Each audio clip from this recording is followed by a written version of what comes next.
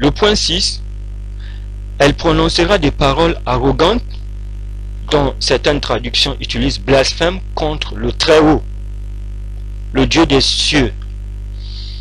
Qui était l'homme de péché pour Paul? 2 Thessaloniciens au chapitre 2, du verset 3 au verset 4. Il est écrit que personne ne vous séduise d'aucune manière.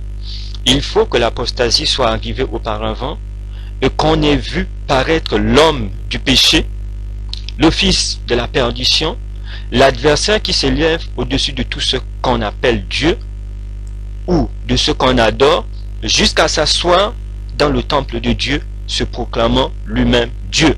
On peut aussi voir toujours ce même être dans Daniel chapitre 7, 25, Daniel 11, 36. Alors ici, à l'époque de Paul, Paul va faire comprendre, il y a certains qui pensaient que Jésus-Christ devait revenir à l'époque de Paul, ou bien qui disaient que Jésus-Christ était déjà revenu, mais Paul va leur dire que non, avant que Jésus-Christ ne revienne, que personne ne vous séduise ou bien ne vous trompe, il faudrait qu'on ait vu d'abord l'apostasie. L'apostasie, c'est l'abandon de la foi. Ce christianisme qui n'est plus basé sur la Bible, et la Bible seule, et sur la parole de Dieu.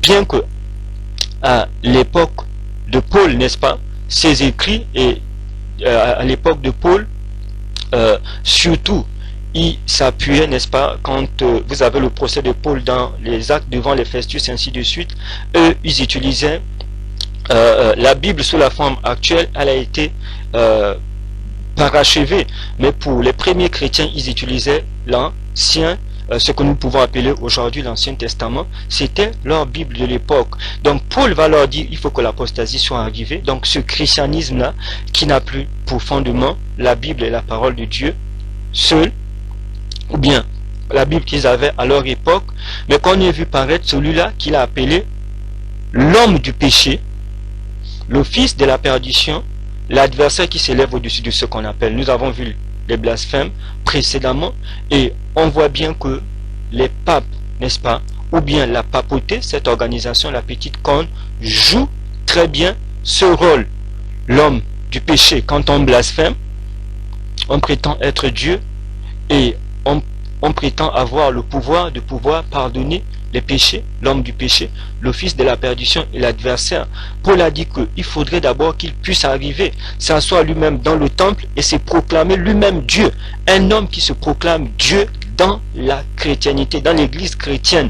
Ce n'est pas dans toutes les autres religions, mais Paul est en train de prédire ici que cet homme devait arriver déjà en son temps. Quand vous lisez très bien 2 Thessaloniciens chapitre 2, tout entier, vous allez voir, Paul dit que ce qui retenait son apparition, c'était l'Empire romain impérial. Dès que l'Empire romain impérial devait passer, cet homme, n'est-ce pas, devait sortir. Donc déjà au temps de Paul, il voyait déjà les jalons, n'est-ce pas, du pouvoir de la petite corne se mettre en place pour qu'elle puisse sortir. Et Paul dit que cet homme-là va se proclamer lui-même Dieu.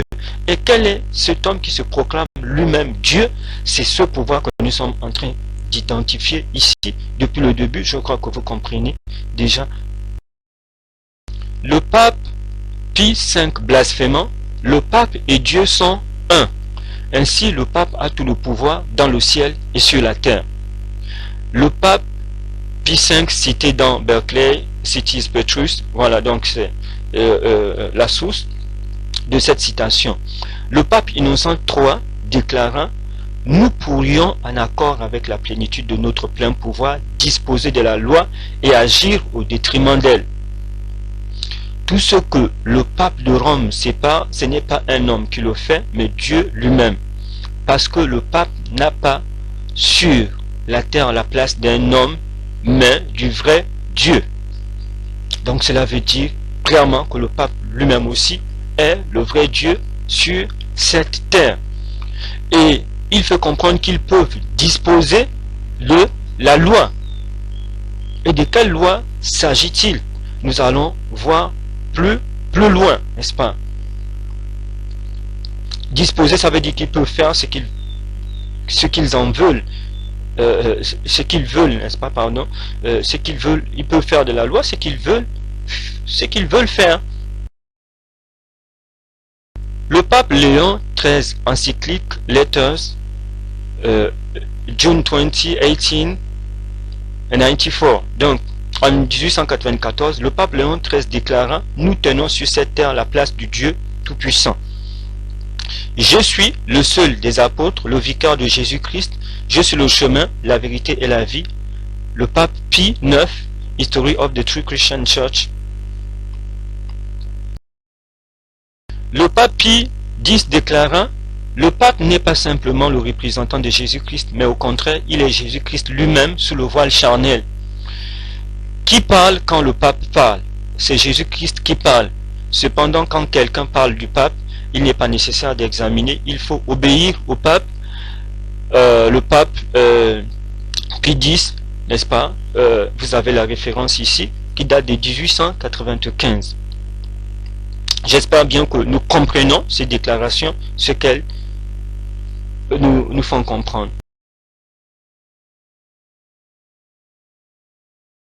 Le pape Boniface VIII dit: nous déclarons, affirmons, définissons et prononçons qu'être soumis au pontife romain est un devoir nécessaire pour le salut de chaque être humain. J'ai l'autorité du roi des rois. Je suis tout en tout et au-dessus de tout, comme Dieu lui-même. Boniface 8, vous avez la référence et l'année. Ici, c'est pour nous faire comprendre quoi? Chaque être humain, qu'être soumis au pontife romain est un devoir nécessaire pour le salut de chaque être humain. J'ai l'autorité du roi du roi. Ça veut dire quoi? Que quand on n'est pas soumis, n'est-ce pas, au pontife romain, on n'a pas le salut. Et il faut comprendre ce que cela veut dire. Mais alors que Jésus a dit qu'il est le chemin, la vérité et la vie, c'est celui qui croit en Jésus-Christ qui aura la vie éternelle. C'est ce que la Bible nous dit, et non le pontife. Point 7.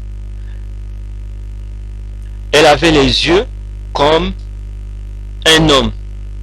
Elle avait les yeux comme un homme. Cela veut dire quoi? Cela veut dire que c'est un homme et comment cela implique qu'elle est comment?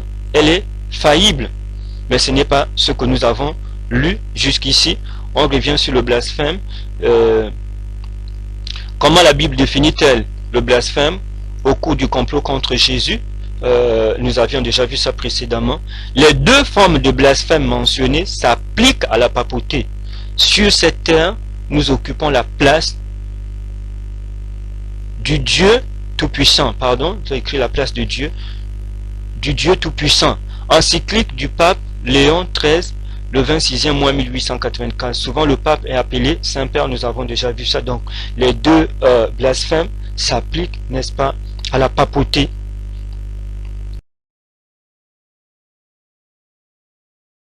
La guerre au sein du Très-Haut. Alors ici, la papauté, qui est supposée être une puissance chrétienne, cette puissance a fait la guerre aux chrétiens au sein du Très-Haut. Nous avons déjà dit que Jésus-Christ a interdit l'usage de l'épée. Celui qui prendra l'épée mourra par l'épée. Comment peut-on avoir une puissance, n'est-ce pas, qui parle au nom du Christ, quelqu'un qui est supposé être le vicaire de Jésus-Christ et qui est supposé être Dieu lui-même, et tuer des personnes? On nous parle par exemple de William Tyndale qui a été torturé et brûlé pour avoir traduit la Bible en anglais. Et vous pouvez taper cela, vous pouvez chercher dans l'histoire. Comment est-ce qu'on peut être tué, on peut être brûlé, on peut être torturé pour avoir traduit la Bible en anglais? Et dans l'histoire, on sait que la papauté, dans la chrétienté, dans l'histoire du monde, il n'y a aucun autre pouvoir qui a arraché la Bible au monde, parce qu'ils ont eu à arracher la Bible au peuple. Tyndale a été brûlé. Vous pouvez aussi voir l'histoire du Tchèque Jean Hus, également aussi, qui a été brûlé. En France, vous avez par exemple l'histoire du massacre de la Saint-Barthélemy, des faits historiques que vous pouvez regarder, et ils ont mis bien en place d'autres tortures, et il y a des enfants de Dieu qui ont péri durant le règne de la papauté au Moyen-Âge. Et le sang a coulé à flot. Et si nous lisons aussi, et je vis cette femme ivre du sang des saints et du sang des témoins de Jésus. Et en la voyant, je fus saisi d'un grand étonnement. Apocalypse chapitre 17 au verset 6. Et si Jean aussi voit aussi ce même pouvoir, quel est le pouvoir dans l'histoire quand on regarde dans l'histoire du monde, dans l'histoire de la chrétienté? Quel est le pouvoir qui a tué, qui a massacré les saints du Très-Haut ou bien les témoins de Jésus? Il n'y a que la papauté. Vous lirez n'importe quel livre, vous considérerez n'importe quelle religion au monde, vous ne verrez aucune religion qui a eu à massacrer autant des témoins de Jésus ou des chrétiens, si ce n'est la papauté. Donc c'est ce pouvoir-là qui a tué, c'est cette corne-là qui a eu à massacrer. Et dans Apocalypse chapitre 17 au verset 6, nous avons déjà parlé de la femme dans la Bible, une femme pure qui symbolise une église fidèle, une femme prostituée qui symbolise une église qui s'est apostasiée. Alors, ici on nous dit, quand l'Inquisition balayait une ville, un édit de foi, n'est-ce pas, était publié. Chacun devait révéler l'hérésie dont il avait connaissance. Quiconque cachait un hérétique était sous la malédiction de l'Église et de la colère des inquisiteurs. Les informateurs devaient approcher la demeure des inquisiteurs la nuit pour recevoir leur récompense. Personne n'était acquitté lorsqu'il était arrêté.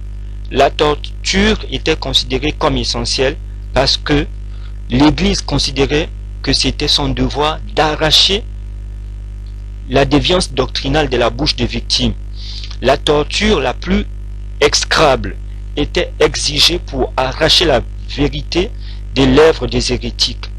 Les inquisiteurs étaient déterminés à tuer 100 personnes innocentes que de laisser s'échapper un hérétique. Dave Hunt, on a la référence, et selon cet auteur, et selon l'histoire en considérant d'autres auteurs, on nous dit qu'il y a eu entre 50 à 150 millions de martyrs durant le Moyen-Âge, sous la domination de la papauté, de la petite corne, ou bien de l'église catholique romaine au Moyen-Âge. Ça, c'est des estimations que des gens ont essayé de faire. Mais il y a d'autres qui ont péri dans des forêts, ainsi de suite, que l'on n'a jamais pu comptabiliser. Ils disent entre 50 à 150 millions de martyrs. Et tenez-vous bien ici, l'Inquisition a été mise en place le 20 avril 1233. C'est pas ici, vous pouvez voir ça dans l'histoire. Le 20 avril 1233, sous le pape Grégoire IX. Et l'Inquisition, c'était quoi? C'était ce tribunal qui était mis en place pour tuer, arrêter, arracher les biens, brûler, pendre, la guillotine et tout cela, ceux qui n'acceptaient pas la foi catholique romaine, qui n'adoraient pas selon les dogmes de Rome. Ils étaient traités comme hérétiques. Et l'hérésie, ça veut dire quoi? C'est un choix, c'est un parti qu'on choisit. Donc quand vous décidez de vous détourner, n'est-ce pas, des dogmes de Rome, de ces enseignements, vous ne prenez pas parti pour Rome, vous ne faites pas le choix d'adorer comme Rome, comme la papauté le voulait, vous étiez traité d'hérétique. Donc un hérétique n'était pas celui-là qui n'adorait pas selon ce que la Bible enseignait, mais un hérétique était celui-là qui refusait d'adorer selon Rome. Ça veut dire, en d'autres termes, si vous adorez selon ce que la Bible enseigne et que Rome ou bien la papauté enseigne le contraire de la Bible, vous êtes un hérétique. Si vous avez la foi aux paroles bibliques, alors que Rome enseigne le contraire de ce que la Bible dit, vous êtes un hérétique. Donc il faut bien comprendre ce terme ici. Hérétique ne signifiait pas enseigner ce qui était contre la Bible, mais hérétique signifiait adorer d'une façon qui était contraire à Rome ou bien à la papauté. Donc Rome ici, tout ce que Rome disait, ces dogmes étaient la vérité des évangiles. Il fallait prendre ça sans raisonner et sans poser aucune question. Donc les inquisiteurs, ils avaient ce qu'on peut appeler aujourd'hui, c'était des enquêteurs, n'est-ce pas? Il y avait un tribunal ecclésiastique, un tribunal d'église, et ils enquêtaient partout où les gens avaient une foi qui était contraire à la foi de Rome ou de la papauté. Et lorsqu'ils venaient, ils s'informaient il y avait des présents qui étaient donnés à ceux-là qui venaient signaler la nuit, n'est-ce pas, aux inquisiteurs, ceux-là qui n'adoraient pas selon la foi de Rome, dans des villes, dans des villages, ainsi de suite. Et ce pouvoir qui est chrétien, on a dit, ils ont utilisé la torture, et la torture la plus exécrable, une torture que vous ne pouvez pas imaginer. On a parlé de l'ordre jésuite, et ils ont été là, ce sont des militaires de Rome, n'est-ce pas, qu'ils aient la forme des théologiens, qu'ils aient la forme des éducateurs, des enseignants, ainsi de suite. On a dit que leur objectif, c'est de ramener Rome et de faire en sorte que la papauté puisse régner dans le monde entier. Et jusqu'aujourd'hui, ils n'ont pas renoncé à cet objectif en 2021, et c'est leur objectif. Donc, ils utilisaient la torture. Est-ce que Jésus a torturé? Est-ce que c'est un esprit chrétien de torturer votre semblable, de le tuer au prétexte, même si vous avez la vérité, et de pouvoir établir le royaume de Jésus-Christ? Jésus-Christ n'a jamais utilisé les armes. Nous avons déjà vu cela et la Bible parle de cela. Et c'est ce que Rome a fait, ou bien cette petite corne. En cela, elle a fait la guerre au sein du Très-Haut, qui ne voulait pas suivre ses dogmes. La Bible a été retirée. Donc l'Inquisition, ce pouvoir-là, on vous a arraché vos biens, si vous n'étiez pas d'accord, si vous n'adoriez pas selon les dogmes de Rome. Et on nous dit qu'ils ont fait entre 50 à 150 millions de martyrs durant le Moyen-Âge. Il y a des gens qu'ils ont tués, qui ont refusé de se soumettre aux doctrines de Rome, qui ont refusé de régner Jésus-Christ, qui ont accepté la mort. On nous parle de 50 à 150 millions. C'était des hommes, des femmes, des enfants, jusqu'à perdre leurs biens qui étaient brûlés. Donc, nous avons, n'est-ce pas, la référence qui est ici. Et vous pouvez bien lire aussi d'autres livres dans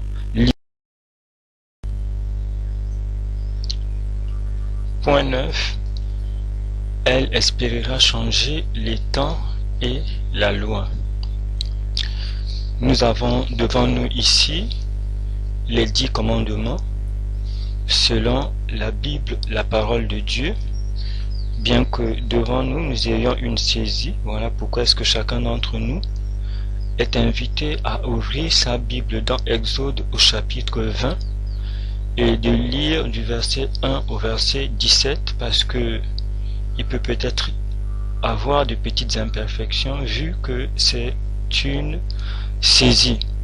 Alors nous avons le premier commandement qui dit: tu n'auras pas d'autre Dieu devant ma face. Mais en lisant, nous voyons qu'il y a quelques mots qui viennent bien avant. Mais ici, c'est le résumé: tu n'auras pas d'autre Dieu devant ma face. Ici, l'Éternel montre son unicité. Il dit devant ma face. Donc il n'y a pas deux, il n'y a pas trois dieux. Il est le seul et unique et véritable Dieu. Nous avons le deuxième commandement qui dit: tu ne te feras point d'image taillée, ni de représentation quelconque de choses qui sont en haut dans les cieux, qui sont en bas sur la terre. Ici, en résumé, ce commandement interdit d'adorer des idoles ou des images taillées, interdit aux enfants de Dieu, au peuple de Dieu, d'adorer des images ou des idoles. Parce que derrière des idoles se cache Satan, des démons ou des esprits méchants, et l'adoration qui est vouée aux idoles, aux images taillées ou quelconque idole est en réalité vouée à Satan. Et Dieu a interdit l'adoration de ces idoles au milieu de son peuple. Nous avons le troisième commandement, nous allons au quatrième. Souviens-toi du jour du repos pour le sanctifier. Tu travailleras 6 jours et tu feras tout ton ouvrage. Mais le 7e jour est le jour du repos de l'Éternel, ton Dieu. Tu ne feras aucun ouvrage, ni toi ni ton fils. Il y a des pointillés. Il faudra lire en entier. On arrive, ton fils, ta fille, ainsi de suite, jusqu'à l'étranger qui est sous ton toit. Car en 6 jours l'Éternel a fait les cieux, la terre, la mer et tout ce qui est contenu. Et il s'est reposé le 7e jour. C'est pourquoi l'Éternel a béni le jour du repos et l'a sanctifié. Alors, nous avons ici le verbe souviens-toi. On ne se souvient de quelque chose si cette chose nous a été au moins dite une fois auparavant. Et ici, dans le 4e commandement, il est utilisé, souviens-toi du jour du repos. Et nous pouvons nous poser la question, où est-ce que l'on trouve la première fois dans la Bible où le jour du repos a été énoncé? Nous allons lire dans Genèse au chapitre 2, à partir du premier verset. Genèse chapitre 2 au verset 1, il est écrit: Ainsi furent achevés les cieux et la terre et toute leur armée. Dieu acheva au 7e jour son œuvre qu'il avait faite, et il se reposa au 7e jour de toute son œuvre qu'il avait faite. Dieu bénit le 7e jour et il le sanctifia, parce qu'en ce jour il se reposa de toute son œuvre qu'il avait créée en la faisant. Voici les origines des cieux et de la terre quand ils furent créés. Donc là, nous sommes dans Genèse chapitre 2, du verset 1 au verset 4. Donc le sabbat est du 7e jour, il faut le préciser, est rattaché aux origines de la terre. Et ici, les premières personnes, n'est-ce pas, qui ont eu à sanctifier le sabbat accompagné de leur créateur, c'est les pères de la race humaine, à savoir Adam et Ève. Donc le sabbat du 7e jour ici a été donné au père de la race humaine dans un monde sans péché. Donc le sabbat n'a pas de relation avec le péché. Le sabbat ici est institué par l'Éternel du fait qu'il est le créateur des cieux, de la terre et de tout ce qui est contenu. Donc qu'il y ait eu le péché ou pas, et dans Genèse chapitre 2, nous sommes dans un monde où il n'y avait pas de péché, il n'y a pas encore de chute. Donc Adam et Ève aient péché ou pas, le sabbat devait continuer toujours à exister. Pour quelle raison? Parce que aussi longtemps que Dieu est et restera le créateur des cieux et de la terre et de l'univers, le sabbat sera toujours adoré, parce que c'est la marque ou bien le signe de son pouvoir créateur, et c'est pour cela qu'il a rappelé cela au peuple d'Israël par le biais de Moïse lorsqu'il leur a donné les 10 commandements. Et plus loin, il est également aussi dit: tu travailleras 6 jours et tu feras tout ton ouvrage. Nous voyons bien ici que c'est le seul commandement qui fait référence au temps, alors qu'on dit que elle espérera changer les temps et la loi, la petite corne. Donc ce pouvoir qui va tenter de changer les temps et la loi.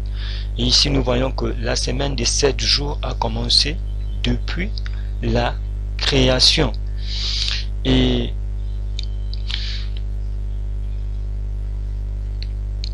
à cela, nous pouvons aussi ajouter que en adorant le 7e jour, nous n'adorons pas 2, 3 ou 4 dieux, mais nous adorons l'Éternel, le Créateur des cieux et de la terre. Et qu'ici, ce n'est pas le jour du repos d'une église, d'un groupe religieux, d'une organisation quelconque ou bien d'un peuple, mais ici le sabbat a été donné au Père de la race humaine. Et c'est la seconde bénédiction qui a été donnée au Père de la race humaine. La première, nous allons lire dans Genèse au chapitre 1, au verset 27 et 28. Il est dit: Dieu créa l'homme à son image, il le créa à l'image de Dieu, il créa l'homme et la femme. Dieu les bénit, et Dieu leur dit: soyez féconds, multipliez, remplissez la terre et la assujettissez, et dominez sur les poissons de la mer, sur les oiseaux du ciel et sur tout animal qui s'émeut sur la terre. Donc Genèse au chapitre 1 au verset 27 et 28. Au verset 28, nous voyons l'institution du mariage, n'est-ce pas? Le mariage est la première bénédiction, ou bien la première institution qui a été donnée au père de la race humaine, Adam et Ève, tout comme le jour du repos, la seconde bénédiction ou la seconde institution. Donc ce sont des institutions qui sont aussi vieilles que l'histoire des cieux et de la terre, aussi vieilles aussi que l'histoire de la race humaine. Nous le soulignons pourquoi? Parce que ici, Dieu utilise le terme souviens-toi. Et il y a certains qui font un amalgame énorme pour dire que le jour du repos est le jour du sabbat est le jour des Juifs. Il faut bien noter ici que le sabbat du 7e jour ne commence pas avec le peuple juif. Lorsque Dieu l'établit dans Genèse chapitre 2, il n'y avait pas encore de groupe religieux, d'organisation quelconque. C'était ce 7e jour, l'adoration du 7e jour, le jour du repos a été donné au Père de la race humaine pour le perpétuer à toute la race humaine. On connaît l'histoire de Babel où tous les autres peuples sont sortis. Donc il faut bien relever cela. Et aussi, il faut bien relever ici que il y a des sabbats qui sont dans la loi de Moïse et cela vient après le péché. Et ces sabbats ne font pas partie des 10 commandements. On peut citer le jour de la Pentecôte, la fête des tabernacles, la Pâque, on peut citer les jubilés, ainsi de suite. Donc ces sabbats qui concernent la loi de Moïse, qui sont contenus dans la loi de Moïse, qui sont venus après la chute d'Adam et Ève, après le péché, ne sont pas contenus dans les 10 commandements. Et il ne faudrait pas faire cet amalgame. Ces sabbats étaient rattachés à la loi cérémonielle et au sanctuaire qui n'existe plus, alors que le sabbat du 7e jour existe bien avant que le peuple juif n'existe, bien avant que le péché n'existe. Donc le sabbat du 7e jour est célébré comme étant le mémorial de la création, l'anniversaire de la création. Lorsqu'on se repose en ce jour, non pas seulement que l'on se repose, simplement que l'on adore, n'est-ce pas, Dieu en ce jour. Et en matière d'adoration, il n'a pas laissé cela au goût ou bien au choix d'un homme ou bien d'un groupe de personnes ou d'une organisation religieuse. Et si ce sabbat a été donné aux Juifs, c'est parce que Dieu avait choisi le peuple d'Israël, les Juifs, pour pouvoir enseigner aux autres peuples de la terre, même s'ils ont échoué, comment adorer le seul, unique et véritable Dieu. Ce n'est pas parce que les Juifs ont échoué dans cette mission que le sabbat du 7e jour où Dieu n'est plus le créateur. Donc il ne faudrait pas faire cet amalgame. Et ici, il faut également aussi bien souligner que le 7e jour ici est samedi et non dimanche. Donc le 7e jour, dont pas le 4e commandement, c'est samedi et non dimanche. On nous dit que Dieu s'est reposé et il a fait de ce jour un jour de repos. On nous dit également aussi que Dieu a béni ce jour, donc il a mis la bénédiction. La Bible dit que ce que Dieu bénit est béni éternellement. Nous ne trouvons nulle part dans la Bible où il est dit que Dieu a retiré la bénédiction sur le jour du repos qui est le 7e jour, samedi, et que Dieu a sanctifié aussi ce jour. Sanctifier, ça veut dire rendre sacré. Et cette portion du temps des 24 heures saintes, nous ne rencontrons nulle part dans la Bible où Dieu a dit que ce temps n'est plus sacré, et personne ne peut désacraliser ce que Dieu a rendu sacré. Et nous allons également aussi passer, nous avons le 5e commandement, nous avons le 6e, nous avons le 7e, nous avons le 8e, nous avons le 9e et nous avons le 10e. Et nous allons aussi lire concernant les 10 commandements. Nous voyons qu'ils sont 10, tout comme nous avons 10 doigts et 10 orteils. Et nous comprenons bien ici le caractère universel, n'est-ce pas, des 10 commandements. Les 4 premiers qui enseignent la relation entre l'être humain et son créateur. Donc le premier, le deuxième, le troisième et le 4e, si nous aimons l'Éternel de toute notre force, de toute notre pensée, de tout notre cœur, comme a dit le Seigneur Jésus-Christ. Il a résumé ces 10 commandements en 2. Il a dit que c'est de ces commandements que dépendait la loi et les prophètes. Donc il a dit: tu aimeras le Seigneur ton Dieu de tout ton cœur, de toute ton âme et de toute ta pensée. Cela concerne les 4 premiers commandements. Donc il n'a pas aboli, et au contraire il est venu renforcer et résumer cela. Et les 6 autres, il a dit: tu aimeras ton prochain comme toi-même. Si on aime notre prochain, on ne va pas le tuer, on ne va pas aller voler. Et Donc c'est pour le bonheur de la race humaine, le bonheur spirituel, d'appartenir à l'Éternel et d'être protégé, d'avoir la vie éternelle, parce que si nous n'obéissons pas aux 4 premiers, nous sommes des esclaves de Satan de façon consciente ou inconsciente. Et les 6 autres également aussi nous enseignent comment est-ce que le bonheur doit régner dans la société humaine. Et nous allons lire un dernier détail concernant les 10 commandements, un texte peut-être que beaucoup ne connaissent pas et nous devons bien le noter. Exode au chapitre 31 et au verset 18.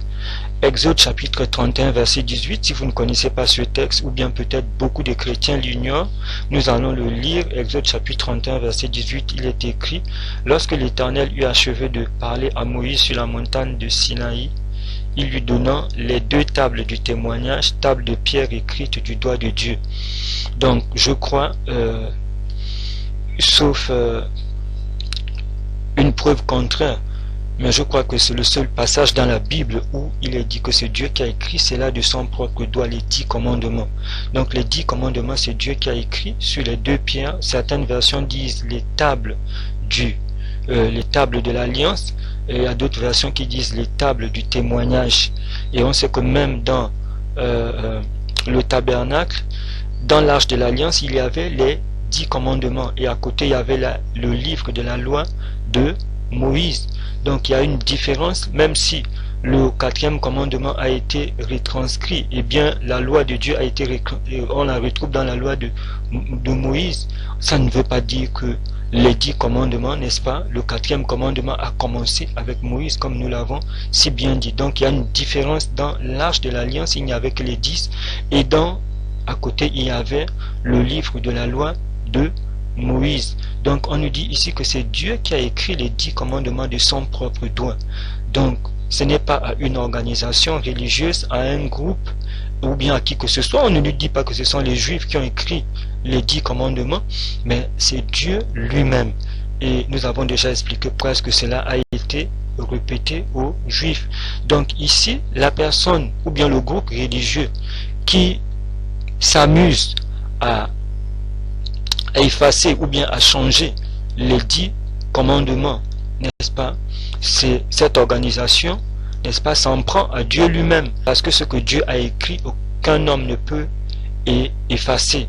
Et nous devons comprendre bien l'importance de cela. Il faut être un autre Dieu pour effacer les 10 commandements, 1, 2 ou ne fût-ce que toute cette loi. Rien que changer un seul commandement, il faut être un autre Dieu.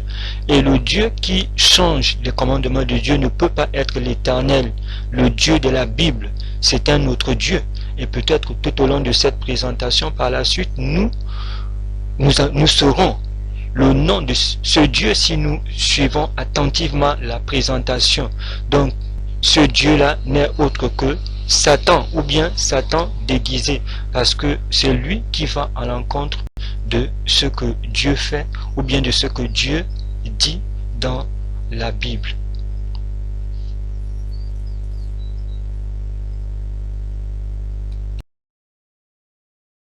Alors, ici, nous avons les 10 commandements selon le catéchisme catholique.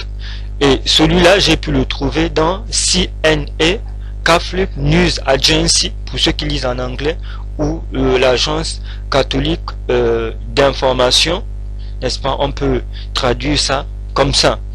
Alors, ici, nous avons le premier commandement. Je suis l'Éternel ton Dieu, tu adoreras l'Éternel ton Dieu et tu le serviras lui seul. Comparativement aux 10 commandements, j'espère que vous avez votre Bible ouverte devant vous, comparativement aux 10 commandements que Dieu a écrit de son propre doigt dans Exode 31, 18, comme nous avons lu tout à l'heure, ici le deuxième commandement c'est quoi? Tu ne prendras point le nom de l'Éternel ton Dieu en vain. Alors que là-bas dans les 10 commandements de Dieu, on dit tu ne te feras point d'image taillée ni de représentation quelconque. En un mot, l'interdiction, n'est-ce pas, de l'adoration des idoles. Ici nous voyons bien que dans les 10 commandements selon le catéchisme catholique, ce commandement qui interdit l'adoration des idoles a été pur et simplement supprimé et retiré. Nous ne le voyons pas et vous pouvez consulter les catéchismes catholiques, ça n'existe pas. Il a été remplacé par tu ne prendras point le nom de l'Éternel ton Dieu en vain. Vous avez l'autre commandement, le quatrième, là-bas, c'est souviens-toi du... Alors qu'ici, le quatrième commandement, c'est honore ton père et ta mère. Nous voyons que cela ne suit pas la même chronologie. Et au troisième commandement, comparativement à ce qui est dans les 10 commandements, c'est pas la même chose. Ici, on dit souviens-toi de garder saint le jour du sabbat. Donc ici, le jour du sabbat n'est plus précisé comme étant le 7e jour avec tous les détails que Dieu a donnés. Non pas seulement on a déplacé la numérotation, mais on a dit souviens-toi de garder saint le jour du sabbat. Ça veut dire que le sabbat qui signifie le repos, je peux choisir n'importe quel jour. Ça devient imprécis et ce n'est pas ce que Dieu a écrit. Il a été modifié. Alors, sachant que le deuxième commandement a été retiré catégoriquement dans les 10 commandements selon le catéchisme catholique, pour combler le vide ici, vous viendrez au 9e commandement et au 10e que vous allez comparer dans les 10 commandements selon la Bible. Vous allez voir qu'ils ont éclaté, n'est-ce pas, le 10e commandement. Et le 9e et le 10e commandement, n'est-ce pas, sont maintenant ont été éclatés. Et le 10e commandement qui interdit les faux témoignages, on a pris une partie du 10e commandement qu'on a mis au 9e et on a gardé une partie de ce même commandement qui est resté au 10e. Donc vous voyez ici, avec votre Bible ouverte, que les 10 commandements selon le catéchisme catholique, n'est-ce pas, ont été modifiés. Et n'oubliez pas, nous sommes au point 9 qui dit elle espérera changer les temps et la loi. Dans Daniel au chapitre 7 au verset 25, avant la naissance de l'Empire romain, avant la naissance des 10 cornes que nous avons déjà plus haut, Daniel chapitre 7 au verset 25 disait qu'il y a un pouvoir qui devait venir et qui devait espérer changer les temps et la loi. Et cela s'accomplit ici avec la papauté ou bien avec l'église catholique romaine. Vous avez les 10 commandements selon le catéchisme, il n'y a qu'à vérifier. Il n'y a aucun autre pouvoir sur la terre, n'est-ce pas, dans l'histoire, que ce soit l'histoire séculaire ou l'histoire religieuse qui a eu, n'est-ce pas, à changer les 10 commandements de Dieu. C'est la papauté et c'est l'église catholique romaine et tout est dévoilé ici devant vous. Ce n'est pas une calomnie, c'est là nous devons ouvrir nos yeux et voir.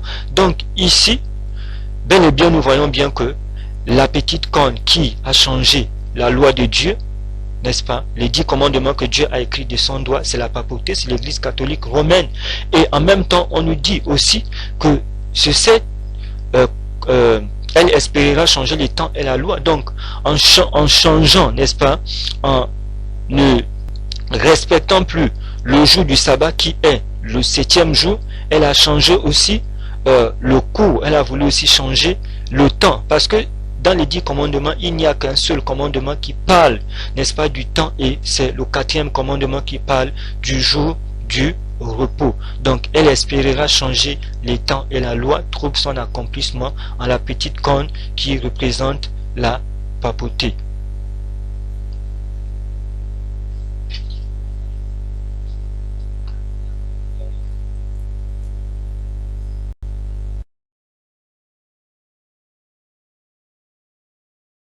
Alors, question, avez-vous d'autres moyens de prouver que l'Église a le pouvoir d'instituer les fêtes? Nous avons déjà vu ce qu'ils ont fait des 10 commandements de Dieu.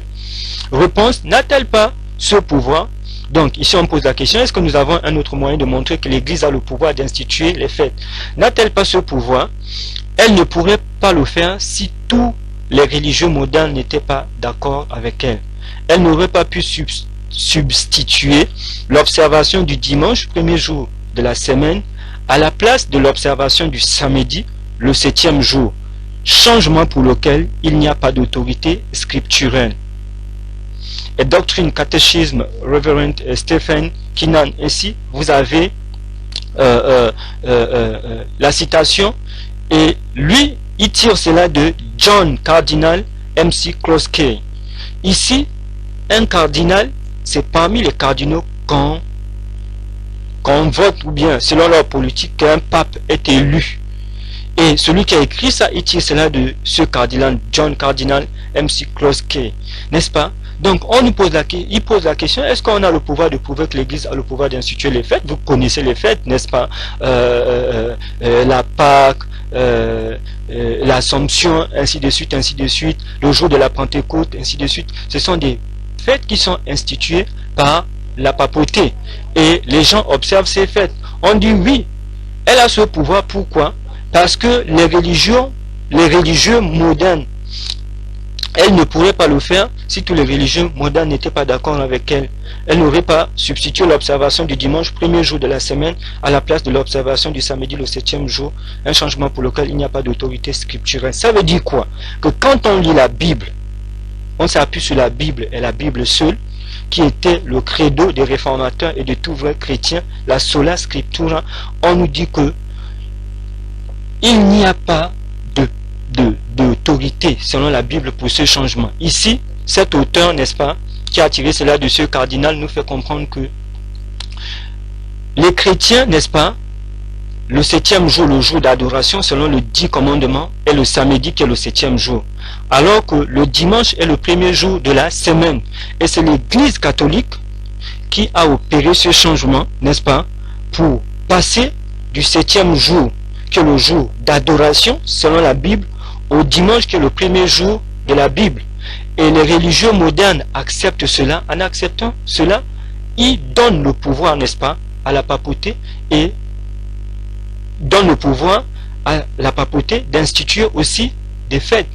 Donc ici, cet auditeur nous fait comprendre que la papauté a changé, n'est-ce pas, le jour d'adoration du dimanche qui est le premier jour de la semaine, n'est-ce pas, au dimanche qui est le premier jour de la semaine, alors que le jour d'adoration, selon Dieu, selon la Bible, c'est le samedi, qui est le 7e jour, qui est le jour du sabbat dans la Bible, et ils ont amené à un autre sabbat, le dimanche qui est le premier jour. On a vu qu'ils ont changé, ils ont dit, souviens du jour du sabbat, ils ne précisent plus, alors que les 10 commandements précisent le 7e jour. Donc le jour d'adoration, selon la Bible, est le jour du repos de l'Éternel, c'est le samedi, le 7e jour, et non le premier jour qui est le dimanche, qui est le jour de la papauté.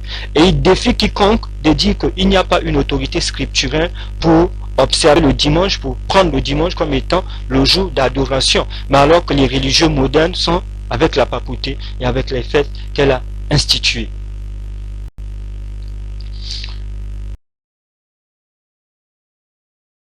Vous prouvez que l'Église a le pouvoir d'instituer les fêtes et des jours fériés. Réponse: par le fait d'avoir changé le sabbat au dimanche. Ce changement que les protestants admettent et qu'ils se contredisent eux-mêmes en gardant strictement le dimanche tout en refusant d'observer les autres fêtes commandées par la même Église. Alors, il y a des gens qui disent, bon, la Pentecôte, on n'a plus besoin de garder cela, nous sommes des chrétiens, ce qui n'est pas faux, l'Assomption, la Pâque, ainsi de suite, ce qui n'est pas faux.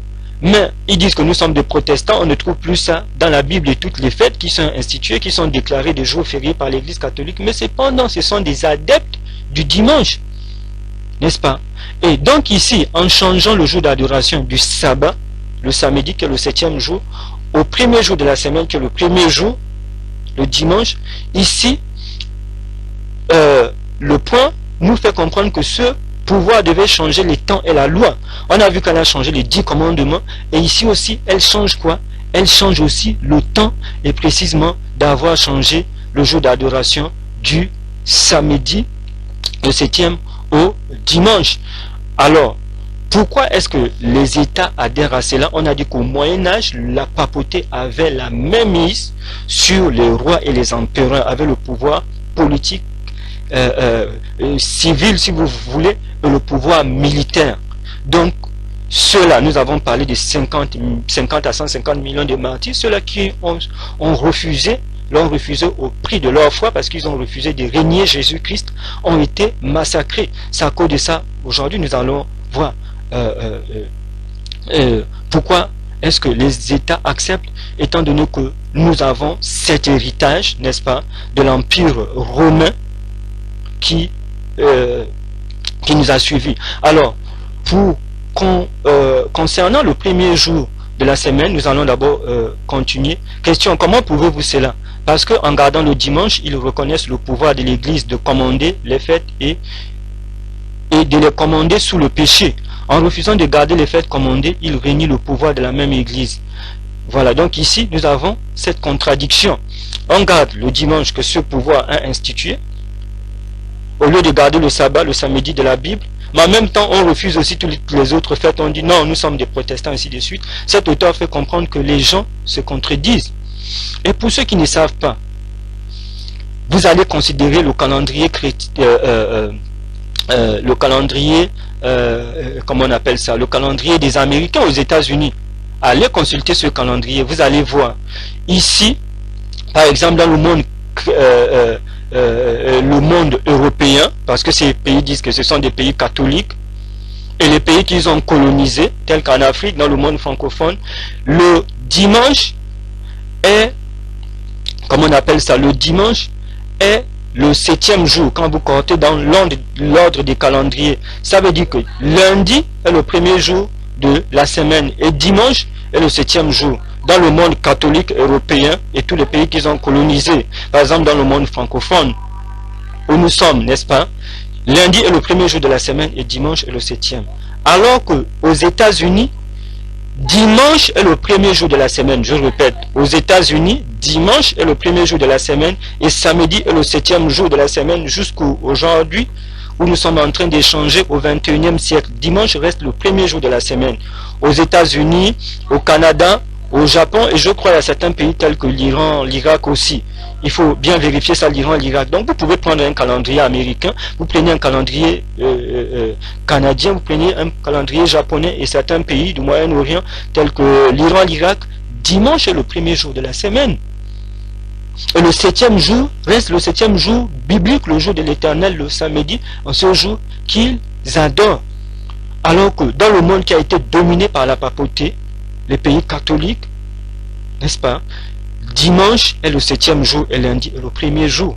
Ça c'est pour des exemples dans l'histoire. Et il faut vérifier, il faut se donner cette peine, n'est-ce pas, de pouvoir examiner cela.